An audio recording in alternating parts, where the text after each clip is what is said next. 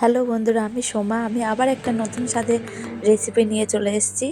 তো ফুলকপির কাটলেট, তার জন্য একটা মাঝারি সাইজের ফুলকপি নিয়েছিলাম। ফুলকপিগুলোকে কেটে কেটে ডাঁটি দিয়ে নিই, শুধু ফুলকপিটা দিয়ে ভালো করে ভেজে নিয়ে পেঁয়াজ ভেজে নিয়েছিলাম। ভেজে নেওয়ার পর ওর মধ্যে টমেটো, ক্যাপসিকাম, ধনেপাতা কুচি সমস্ত কিছু দিয়ে ভালো করে ভেজে নিয়েছিলাম। ভেজে নিয়ে তারপর আদা রসুনের পেস্টও দিয়ে দিয়েছিলাম, দিয়ে একটু আলু সেদ্ধও দিয়েছিলাম। ওর মধ্যে লবণ, হলুদ, জিরের গুঁড়ো সমস্ত কিছু দিয়ে ভালো করে কষিয়ে নিয়ে রেডি হয়ে গেছে আমার পুরটা। বেসনের ব্যাটার তৈরি করার জন্য বেসন নিয়েছিলাম, ওর মধ্যে লবণ, হলুদ নিয়েছিলাম, গোলমরিচের গুঁড়ো নিয়েছিলাম, একটা ডিম নিয়ে ভালো করে ফেটিয়ে রেখে দিয়েছিলাম। কপির পুরটা নিজেদের মতন সেভ করে নিয়ে ব্যাটারের মধ্যে ডুবিয়ে ব্রেড গ্রামের মধ্যে ভালো করে মাখিয়ে নিয়েছিলাম। তারপর চাটুর উপর অল্প করে তেল দিয়ে এক এক করে ওগুলোকে অল্প তেল দিয়ে ভেজেছিলাম, বেশ তেল দিয়েছিলাম না।